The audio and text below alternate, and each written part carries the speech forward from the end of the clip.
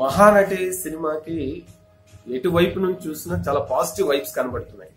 అది చాలా శుభసూచకం.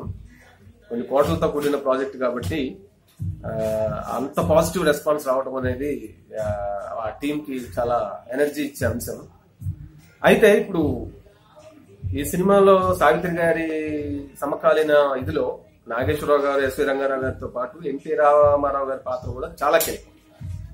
ఆ పాత్రలకి ఎవరు అనేది మనకు తెలిసిన విషయమే. అయితే పెద్ద ఎన్టీ రామారావు గారి పాత్ర ఎవరు చేస్తున్నారు, ఎవరు చేశారు అనే దాంట్లో ఇప్పటి వరకు గత 2 రోజుల నుంచి సోషల్ నెట్వర్క్ లో ట్రెండ్ అవుతున్న దాన్ని బట్టి జూనియర్ ఎన్టీఆర్ గారు చేసే ఉంటారు 100% అనేది తెలుస్తుంది.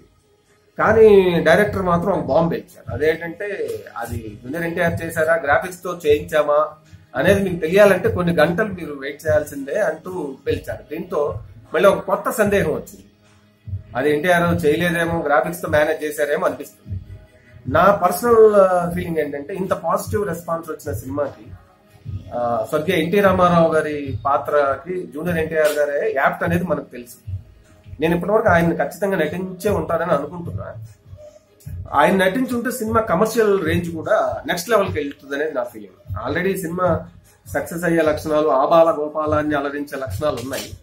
మరి ఎన్టీఆర్ నటించారా లేదా అనే డైలిమా పెట్టడంతో నాకు కూడా డైలిమా స్టార్ట్ అయింది. నిజంగా నటించలేదేమో అనిపిస్తుంది.